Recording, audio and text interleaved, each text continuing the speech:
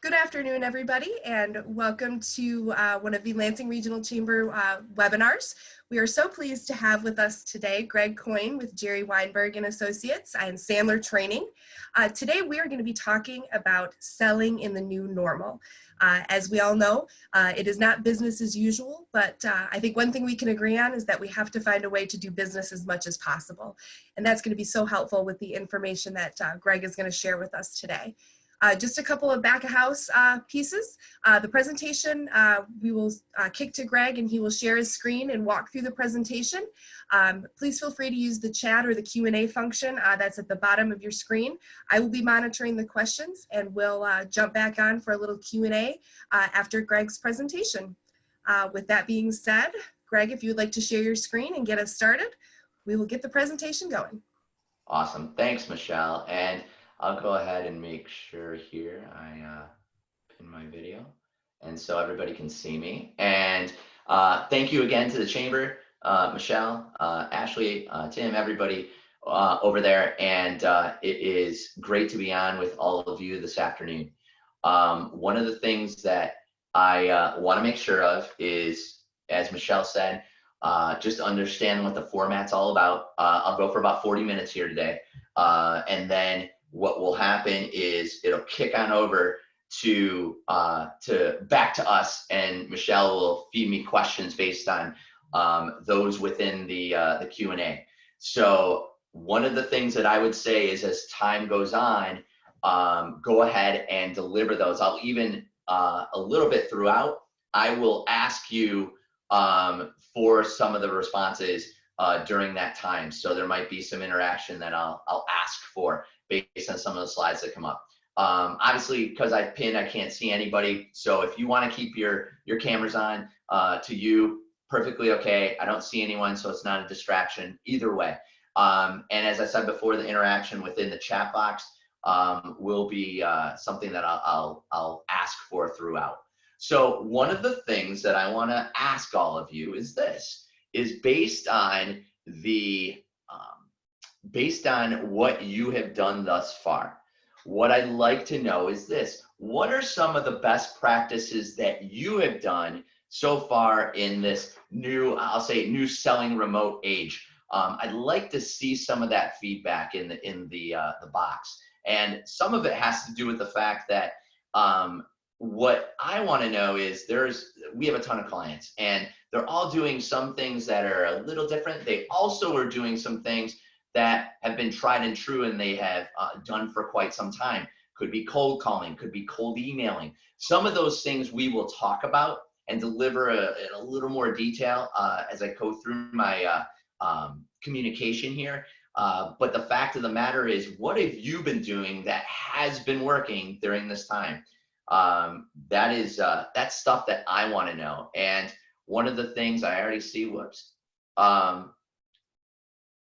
want to go back real quick. I saw someone had a good chat for me. Yeah, some of it is just being able to reach out to people. And one of the things I was going to mention as well is there has been a lot of people that are looking for quote unquote cell phones and trying to reach out to people. One thing I will tell anybody that's on my webinars: continue to reach out to people with the phone numbers that you have, because a lot of people have actually just forwarded their phones, and those phone numbers are going to someone's cell phone or their home office. So you may want to check if you do any active prospecting to go ahead and try the number that you currently have to see. It's a good way to still get in touch with that person.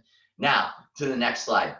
One of the things that I think is vitally important, that is maybe a little bit going back to basics, but is vitally important to the success of any business, whether you're a business owner or you're in sales or account management or marketing, is having a cookbook for success.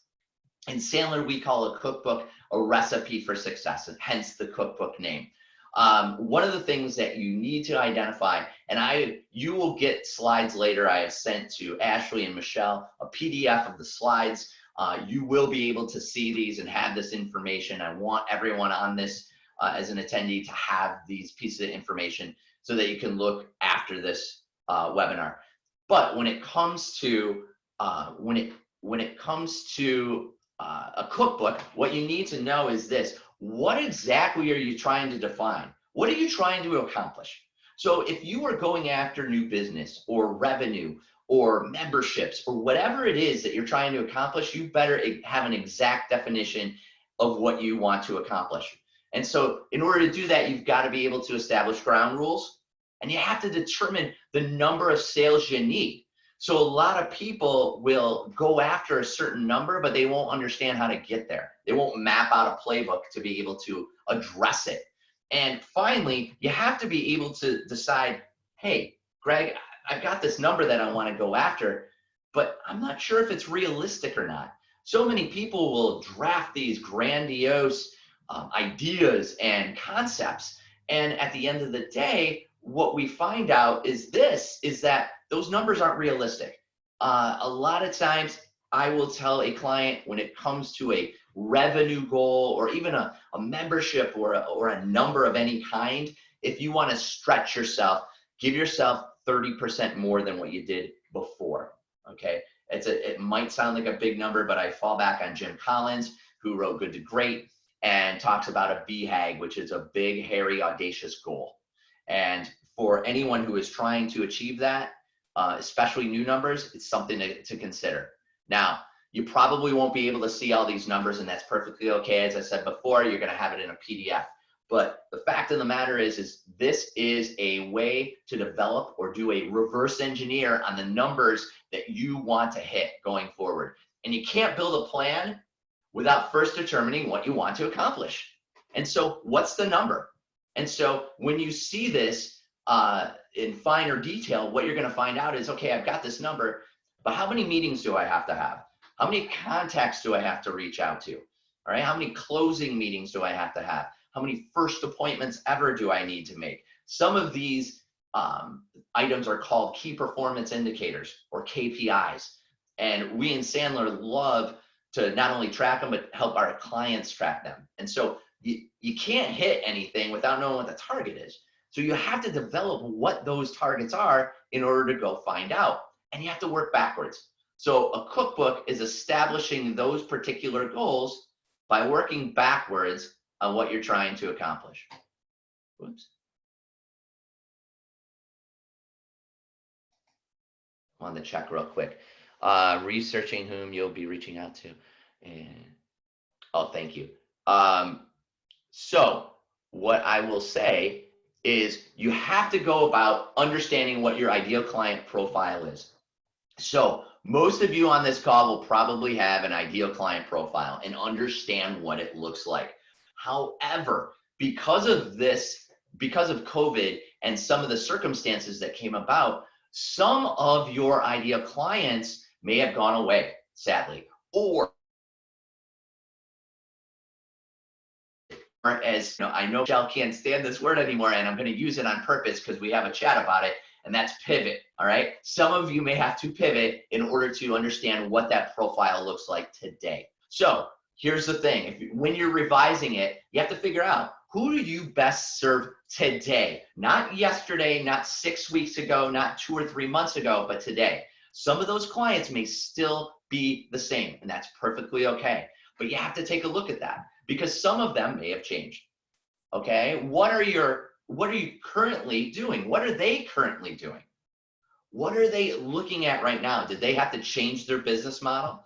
Are there certain clients that they are going after now which weren't the same 3 months ago? I have a client that had to change their business structure to go ahead and produce PPEs. And before, they had nothing to do with that. Now, they have worked their business model a little differently, and they've also had to get some different equipment or adapt their current equipment, but they've been able to grow during this time. They hurt up front, but by being able to change who they went after, they were able to become successful. So who are they currently going after?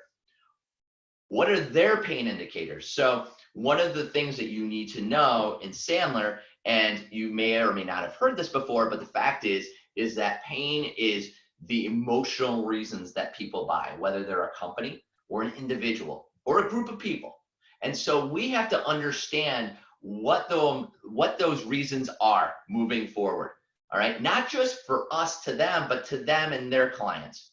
Because a lot of times, as I said before, we can go in and present a great presentation to a prospect, but it may not go anywhere because we are presenting to the wrong reasons.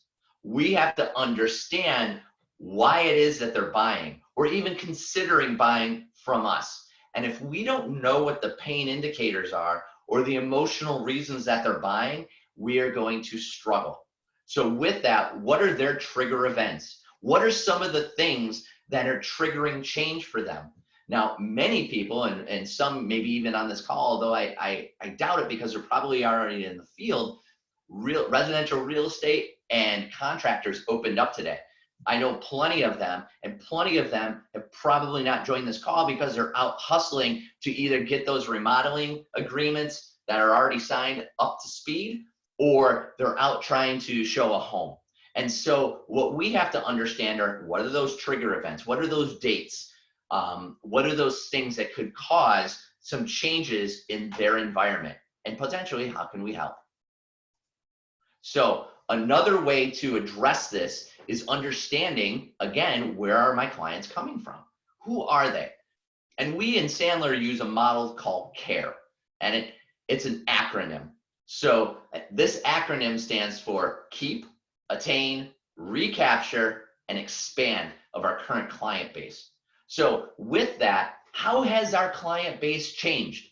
What you need to know is how our clients look within this realm. So first of all, keep. Keep are the types of clients that we absolutely love, and they love us. And at the end of the day, they have exceeded, or not exceeded, but have met their threshold of what they're going to buy from us. Maybe it's a one-time thing, maybe it's a multitude or a number, or a certain membership threshold that they're going to stay at, and they're consistently going to invest in that. They're not going to buy anymore. That's great. Okay, we love them within our client base because it allows for regular income, regular revenue. So these are clients we like to call keep. Attain, I like to call them prospects, or people that have never been involved with us before. All right, so understand this as well.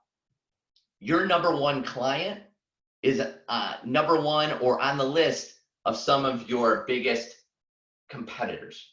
So understand, just because you're going after other opportunities to attain, so are your competition. And so attain are strictly prospects that you would love to bring into your fold. Recapture.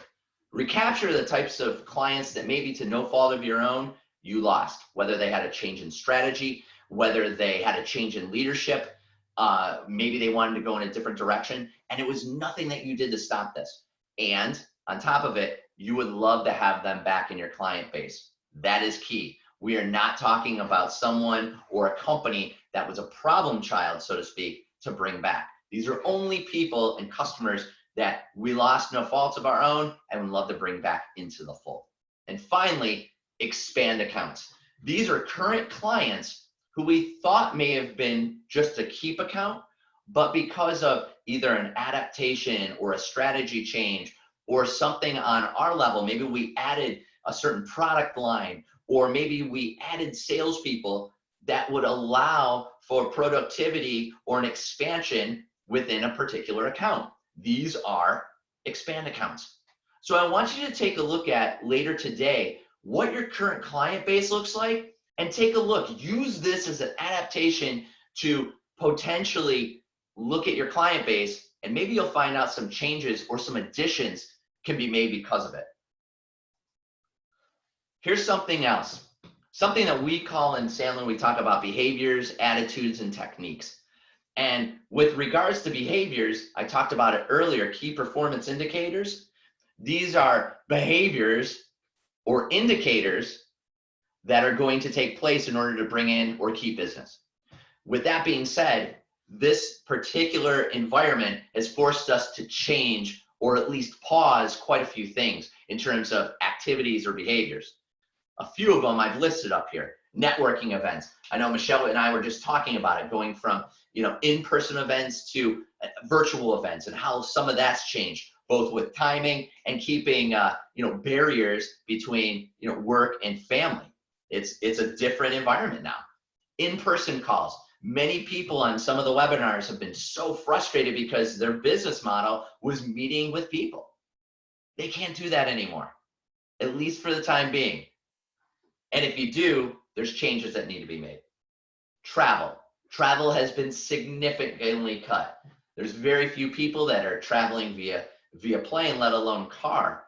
And so with travel being spent or travel being paused, there's some updates that have to be made with our prospecting behavior. Event marketing, lunch meetings, or lunch and learns. These have been a struggle for organizations, associations, chambers, and other event-based companies to be able to continue. They've had to adapt. So new behaviors, just like today. We've been doing webinars for years, but now it's become just second nature. And there's almost too much information out there on a daily basis. We could spend our entire days taking in new information that you receive through webinars and interactive video conferencing. Also, social selling. How does that look now? Most of you probably have a LinkedIn account. How active are you? I would argue probably way more than you used to be. But how does it look? What are you doing to connect with people? Because people are online more now because they have to be. Cold calling and cold email. It's always been out there, but the fact of the matter is because we can't get in-person meetings, we've had to adapt and go back to some maybe older models that we can get in front of people on. And this cold calling and cold emailing is vitally important. One comment I will make though for all of you to think about is this. Calling is very important. I want you to continue to do that activity and that behavior if you do it. However, I also want you to understand you need to get more and more familiar with video conferencing, whether it is Zoom, which we're on today, or GoToMeeting, or WebEx, or BlueJeans, or any platform that you're on. You need to get familiar with them because this is not changing, okay? And also what you need to do is recognize this.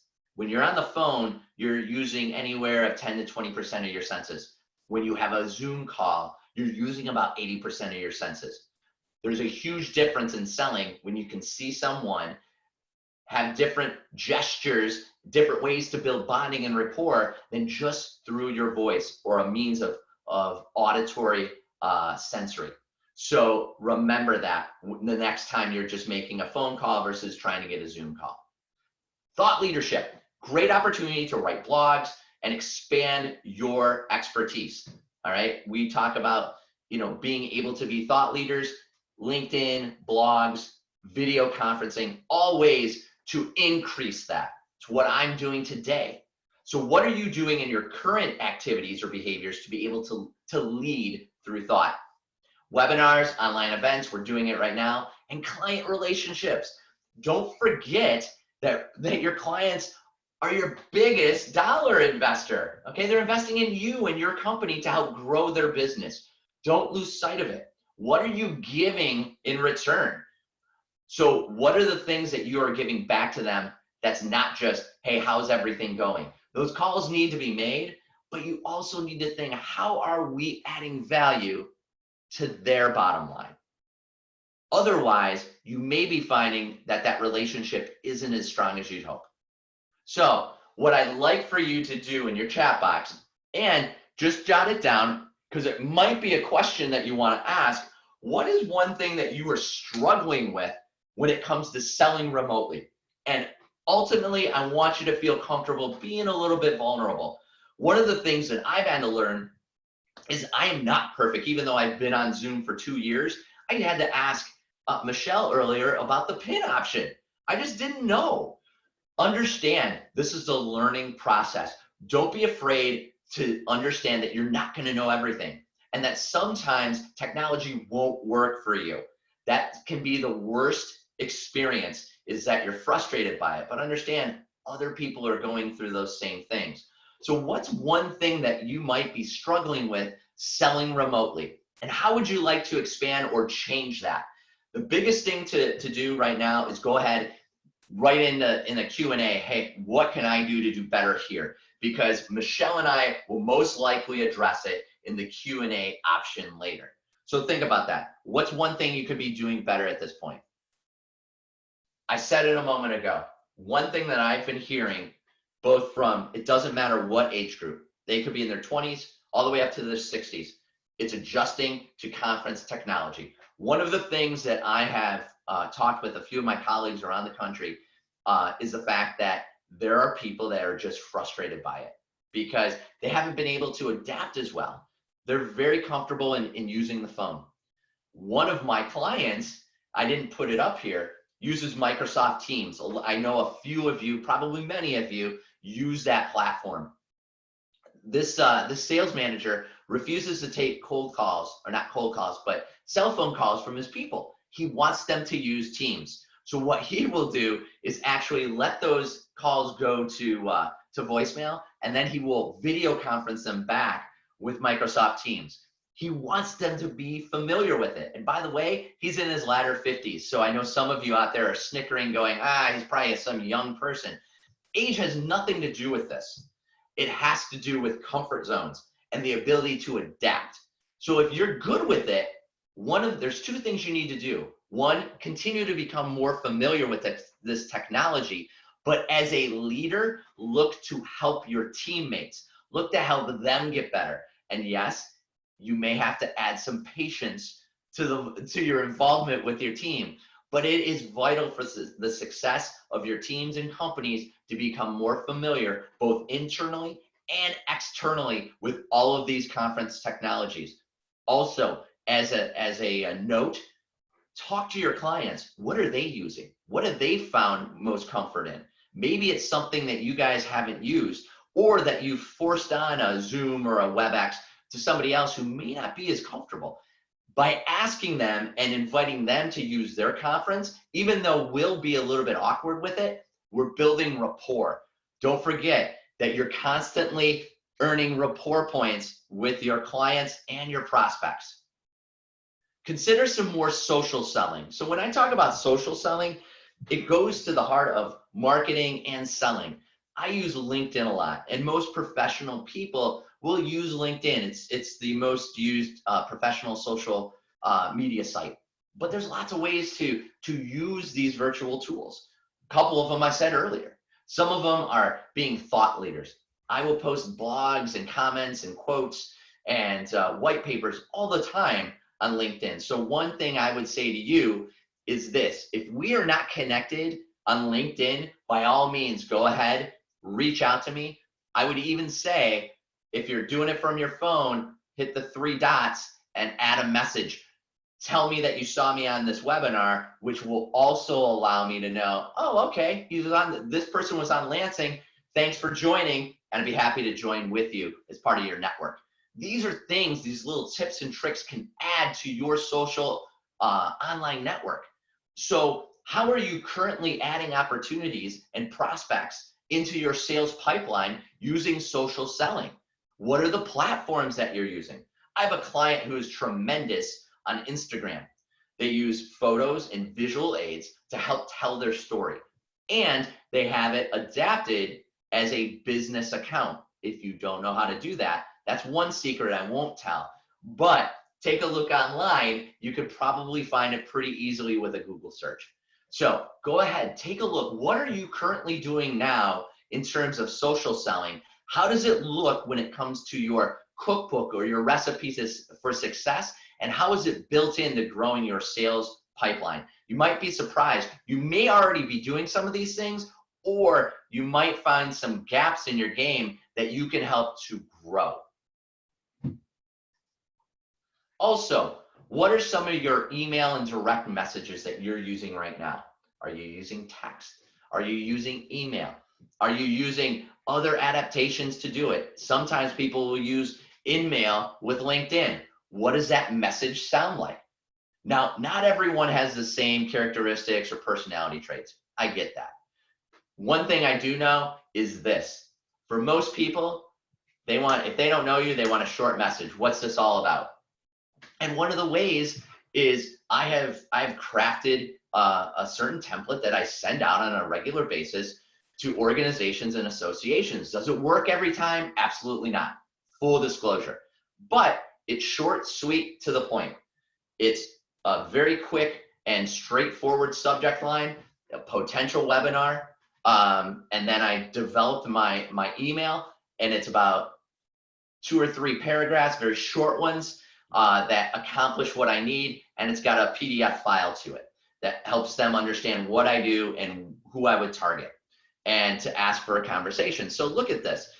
Short subject line, 3 to 5 sentences, who you are, what the purpose is, and a couple of pain indicators. So within those paragraphs or sentences, I'm adapting my indicators to the people that I am speaking to. Maybe not necessarily the people that I'm looking to get to talk with, but with those particular people within those organizations. And I would challenge all of you, what are some of the organizations and associations that you belong to that you could be asking for introductions to? What do those relationships look like? How have you adapted over the time?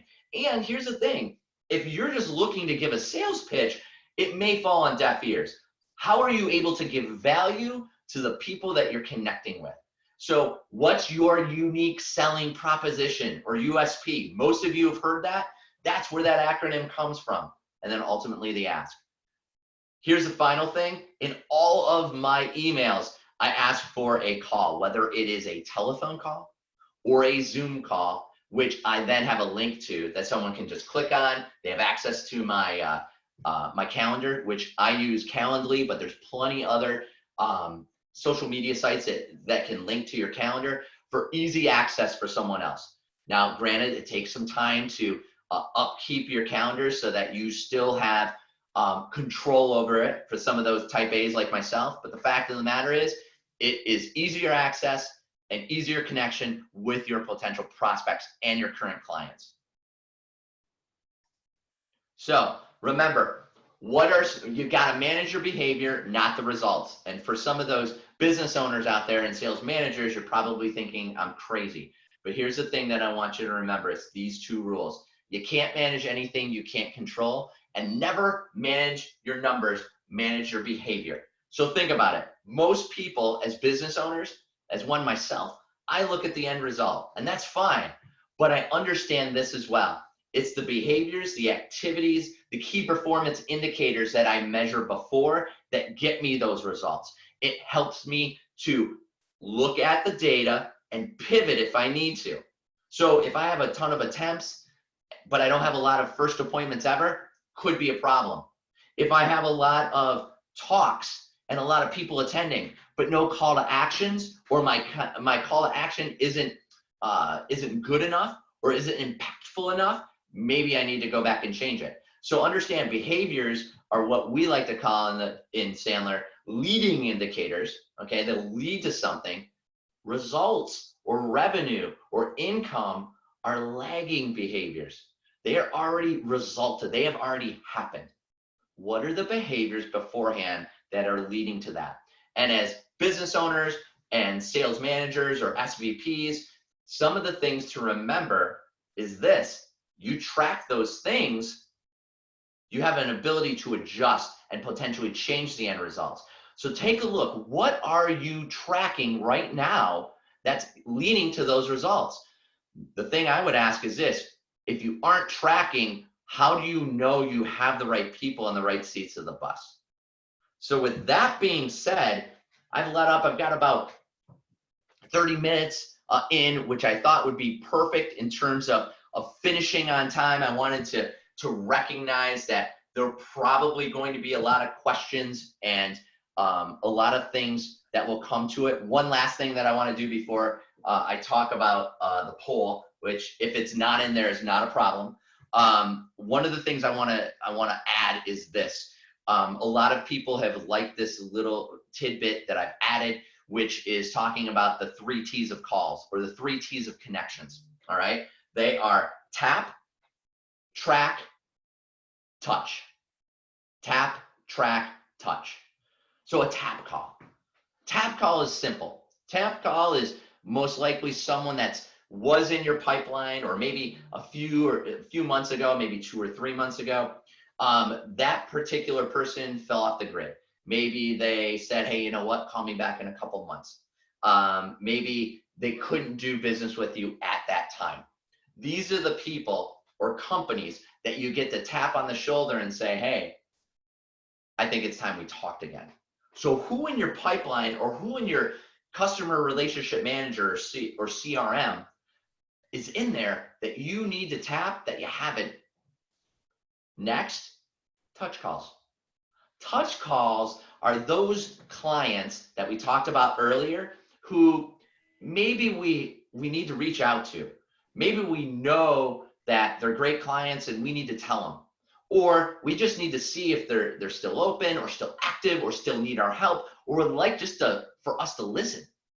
This is an opportunity right now to add that as part of your prospecting plan. Who are the clients that I know I need to reach out to? Both because they're great to us or potentially because we're in danger of losing them. Those are touch calls, and they should be a part of any kind of prospecting plan going forward. Last but not least, these are track calls. Track calls happen to do with any kind of prospecting calls. So those people that I talked about earlier, which were attain accounts, these are the track calls that you need to, quote unquote, track. Okay, this is an opportunity. Wherever you track, whether it is, we like to call it the 88-cent solution in a notebook, or maybe it's in a journal, maybe it's a digital spreadsheet, maybe it's in a CRM or customer relationship management system. Where is it that you're tracking it? You need to have a spot to do that. So, as I said before, the 3 T's: tap, touch, track. You have those as part of your prospecting activity, you can make it work. Now, a couple things, let me see here. There is not a poll in there, so that is perfectly okay. What I want to do is this, and I know that I won't get to see all of them right away, but in the chat box, what I'd love for you to do is this, and I want you to go ahead. What is one thing that each of you is going to start doing, and what is one thing that you're going to stop doing? Okay, I know for a lot of people, the 3 T's of calls has been a major success for them. They've grabbed it, gravitated to it, and latched on and run with it as one of the things that they're going to start doing. What are also some of the things that you're going to stop doing? Some of the things I've heard is, they've been procrastinating, looking to change their strategy or go after a certain prospect or touch a client. Those are things that they're going to stop doing and actively do it going forward. Others are, rebuilding their care model, understanding that they've got keep, attain, recapture, and expand clients out there. So what does your start and stop look like? And if you don't put it in the chat box, I would argue to do this. Go ahead, write it down. What are you going to challenge yourself on today that can allow you to change your business? So one thing which is vitally important to understand, I said I was going to give you the slides. This slide will be in here, and I'll briefly let you know what they are. There's just a couple of short commercials that I've got to give. This is free to you. All people that registered for this will get this back. This is the Sandler Education Learning Library. In it, you're going to have over 300 sales and leadership podcasts. There's going to be dozens of white papers and taped webinars for your viewing, videos and course samples. This is for you to enjoy. All right, go ahead, use it as an avenue to learn on your own time. And this right here is free to you. All you have to do is register. You will get a link. You will have access for a year to this. And again, it is all free. So write down the link below, or you can wait again for the slides, or go out to www.jerryweinberg.sandler.com/sell, S-E-L-L. One thing that you also need to know is we have a webinar series that's going on. The next week is the last week. So we have on Tuesdays, which I'll talk in a moment about, we have a management and leadership series. And on Wednesdays, we have a sales series.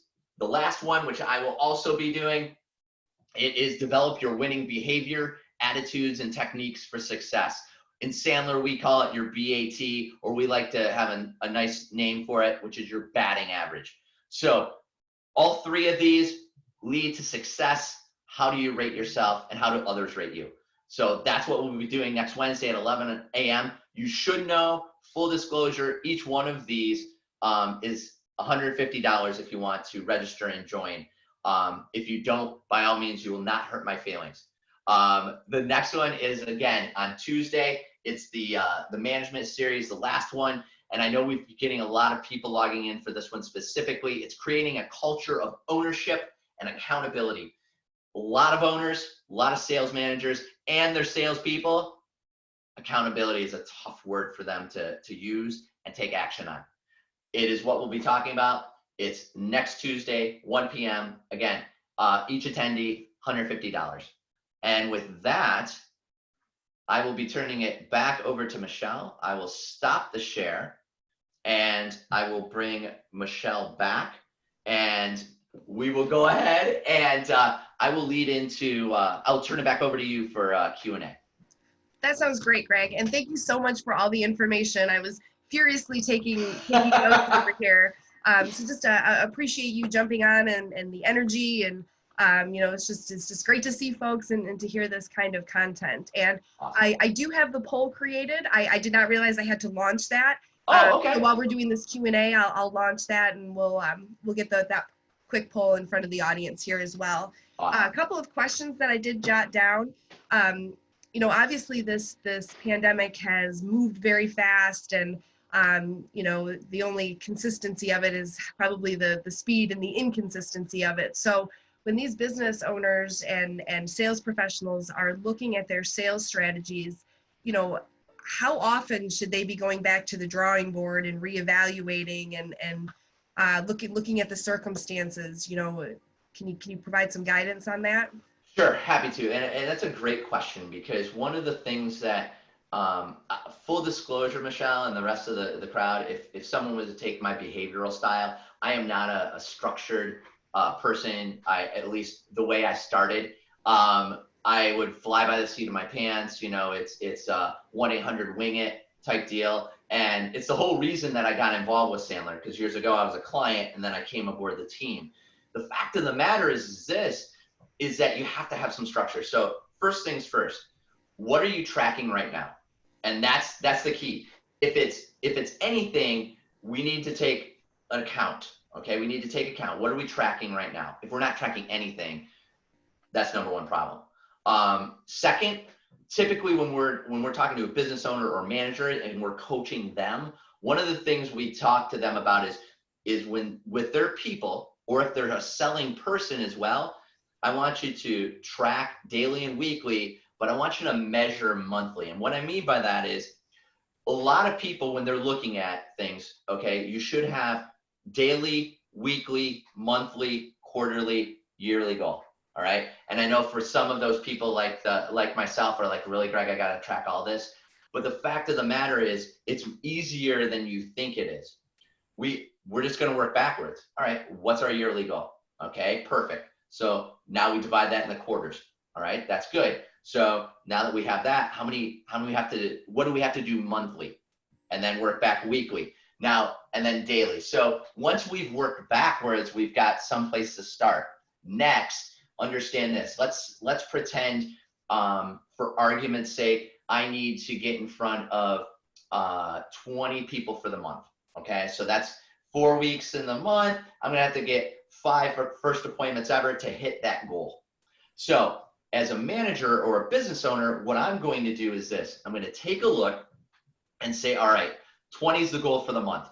We're going to have our weekly meeting. We're going to go through those numbers. All right, week, great. You hit your 5. Fantastic. Next week, they're on vacation. So they get 0. It's okay. I knew they were going to have that, but how are we going to make up for that?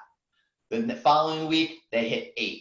All right, they're on course. They're going to have to really hit it hard the last week, and then they get 8 again. So that would be what, 21? So they hit their numbers. I managed them on I was able to go down, sit with them on a weekly basis, and then manage them for the whole month. So as leaders, as sales managers, and as business owners, that's one thing we had to do. Now from the sales side, we want to be able to track that too. So with our personal goals and our professional goals, they're matching up with the company. So we have to understand that we need to know what the number is, and we have to track backwards. Last but not least, and this goes for all three of those categories, those personal goals, whether they're professional, personal, whatever they're trying to do and meet their quota. If I'm a sales manager or a business owner, I would love to be able to go to my salespeople and say, what do you want your quota to be? You would be surprised. Here's the thing that normally comes out of that, and I know some owners are snickering right now thinking I'm nuts, but if you give your salespeople the opportunity to pick their quota, they actually will pick a bigger number than the one that you have in your mind. And you could be self-sabotaging your own business. So take a look. Those are places to start, Michelle. Very interesting. You know, there was a lot of interest kind of in this social selling concept, and also this LinkedIn component. You know, most people, LinkedIn has been a little bit of a kind of a lost art for them, but you know, we have a little extra time on our hands. So what are some tips and tricks, and where would you tell somebody to really start to build a dynamic LinkedIn profile, a good network there to really get into that position where they can do some solid social selling? Okay, so there's a couple things, and I'll take it from two different angles. If you are a solopreneur or a salesperson, you're going to have to do most of it on your own. So you're going to have to look at, all right, do I have a company that I can hire it out and do some things there, or do I have to do it myself? If I'm going to do it myself, there's a few little simple things that you have to do. And I know for many of you, this could be tricky. First thing is get yourself a good headshot. Okay, if you haven't done it yet, you might be in trouble. So we've got to figure out how do we work around that. But get a professional headshot. If you've got a friend that you can do it with that is a photographer and minimize the risk, so to speak, do that. The other thing is in your subject line at the top there, give yourself a call to action. So many people put in, their president. If you're a president or CEO of a company, by all means, I want you to put it there. But if you're a salesperson, it's a little different. They might have like sales, account executive or salesperson or something like that. This is an opportunity to have a call to action. Mine is, is increasing companies' revenue by 30% in 12 months. Let's talk. That's it. But it's a call to action. And so some people are, well, how can you do that? I've actually had business owners that have reached out because of that and have become clients. So what is your call to action? Why should someone reach out to your account? All right. And those are a couple of easy ones. The last thing, and it's going to be more time consuming, is go ahead and take a look at what is the summary that you're putting in there. Is it a resume? Because if it's a resume, I would refrain from it. I would look to change it. That's not what it's for. It again is to grab people to pull them in. Here's the other thing. I said there are two sides. If you've got a company, talk to your marketing department, get them, have a unified platform that you're going to roll it out to. Or if you have an outside company, push it to them. One of the things that I've had the luxury of is I have a three-pronged attack, full disclosure. We have an internal marketing department. I have stuff that I give to my outside party and inside, and stuff that I use. And then I have a third party company that does some prospecting for me. So it's automated. And so some of that stuff has allowed me to grow my footprint, grow my thought leadership, and grow my prospecting because I have invested the time and dollars to do that. So you have to look at, cost benefit, but in my mind, if you're a professional and you're B2B selling, LinkedIn, you have to be on there.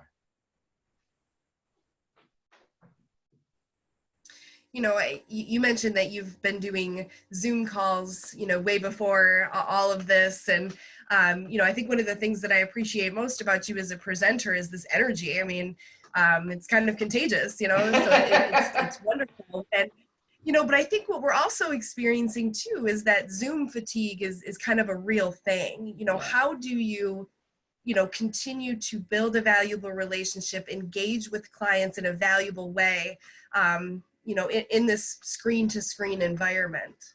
Well, and this is something, and I'm glad you asked that, Michelle, because we've had some conversations through the chamber, through individual talks.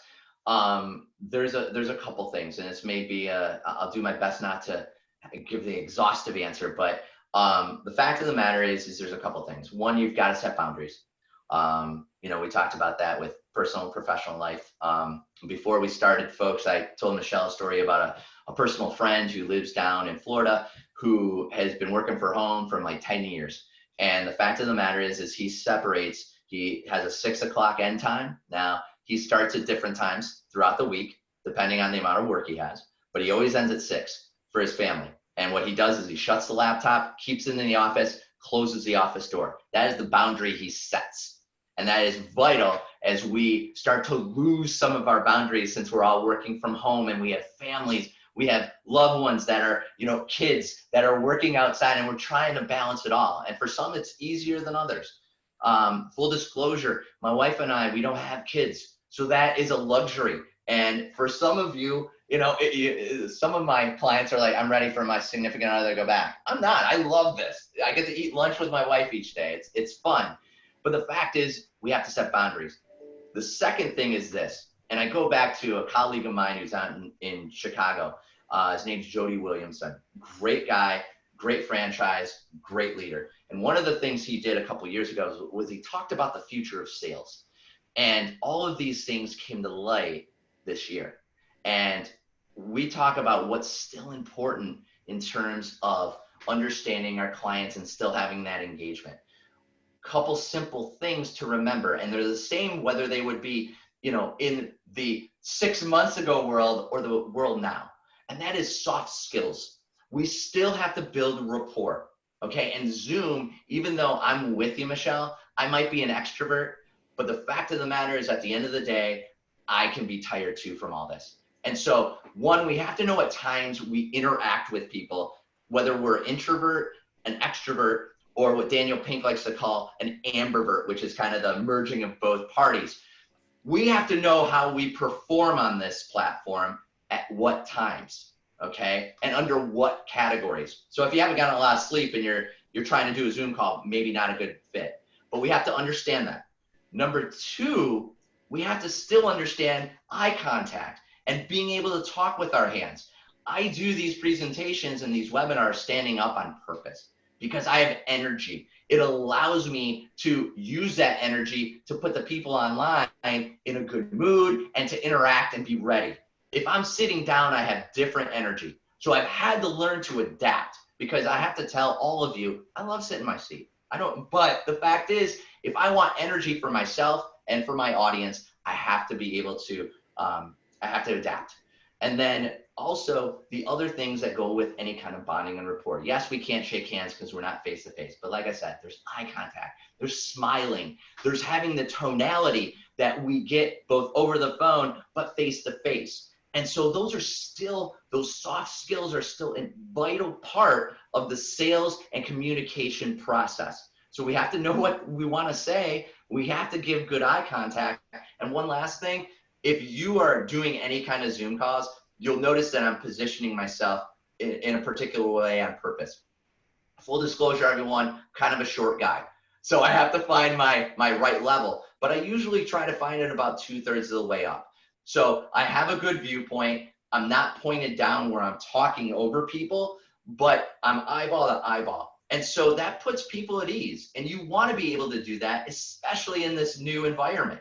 And so those are just a couple of tips, tricks that I use on a regular day-to-day basis that if you haven't adapted your style, I would highly recommend you do it. That's very helpful. I mean, I think 6 weeks ago, this was not on anyone's radar to be doing programming like this, but you used my favorite word earlier, we've all kind of pivoted. It's been a great learning experience for us all. And, we will all adapt and be stronger and better on the other side. And we have just a few more minutes. So I'm going to kind of throw one question out there. As companies have had to make some of these internal changes to survive or to meet their clients' needs, what are some kind of questions or parameters around kind of this unique selling proposition? How do you dial that in so that you can put together that great email that a customer can't say no to? Well, part of it, and I love that question because a lot of times we talk about it, and I didn't touch on it today, but I'll use this opportunity to kind of shed some light on it. Most people call it an elevator pitch. We call it a 30-second commercial. It's the 30-second commercial should always be about your prospect or customer. Most of us go into a networking event or an interaction of any kind, and we want to talk about the things that we do for our customers, and that's all well and good. But you need to think of it a little differently. What are the things you do to help them? So for instance, if I'm doing a cold call, or I'm reaching out and doing a cold email, or I'm talking to anyone, there's typically, especially this time right now, my clients, my prospects have all fallen into these three categories. It's very simple. And this is what my commercial legitimately sounds like. It's the fact that they have fallen in the three categories. The first one is they are killing it right now. They have too much business. They are overflowing. And for those that might be a cleaning company right now, or anyone that's adapted to a PPE and is just selling lights out, you are busy. And it's not just busy, you're building revenue and income. And so those are one types of companies. There's also those, sadly, that are on the midst of closing their doors. They have lost a huge chunk of their business, could be a massive account, could be 80 to 90%. People have held back their payments. It could be any number of things. And so they're scared right now and they don't know what to do. And they're kind of coming at it from a, Hail Mary standpoint. And then there's third. And the third one is they're cautiously optimistic. And what I mean by that is they have gone through both phases, meaning they sold some business. They're doing pretty well, but maybe they've had some people put their programs on hold. Maybe they've had others that have taken a step back. And they're good. They're in a good position. Maybe they've even gone and applied for PPP, but they're not in the greatest financial shape that they would like to be. Okay. So I asked all people, all the business owners, where are you at? Okay. And every one of the business owners, salespeople, whoever I'm talking to has fallen into one of those categories. And then for me, and for anybody who's ever been through Sandler or as a client that's listening, they'll know that my next three words would be, well, tell me more about that. Okay. And so if we want to understand how to help the prospects or clients, whether that we're looking for now or the ones that we want in the future, we've got to understand their pain indicators. And that's what I talked about earlier. And that is an example of how to go about doing it. That is wonderful. Thank you so much, Greg, for all of this information. I always enjoy chatting with you. You know that. At this time, we're going to kind of wrap up the webinar. A couple of additional points as we finish up here. We are going to send out a recording of this webinar along with Greg's slides, so you will have those in your email inbox by tomorrow. Secondly, the Chamber does have a comprehensive resources page on our website for all things COVID-19 related. So any questions about PPE suppliers, funding resources, what restaurants are open for takeout, please visit our resources page on our website. Greg, any final thoughts here? You got 2 minutes. Okay, one last thing I would add to is what Michelle just said. John and the rest of the marketing team have done a fantastic job updating that website. If you have not gone to see it, by all means do so after this webinar. It is fantastic, the ease of information that's out there. Yes, it's robust, but all of us have asked for it and they've made it extra simple to find. And it is an added value that the Chamber gives us. So I appreciate you guys doing that. And Michelle, I appreciate the time and effort that you and Ashley put into putting this together. And I appreciate everyone that was on today. I hope they're able to take at least one thing, apply it right away. And I'm sure they will. Everybody, go out and enjoy this beautiful day. I think it's the last beautiful day we're going to have for a little bit. That's what it sounds like. So enjoy some sunshine and have a great rest of your Thursday. Thank you, everybody, for joining us. Thank you, Michelle. Thanks, everybody. Take care.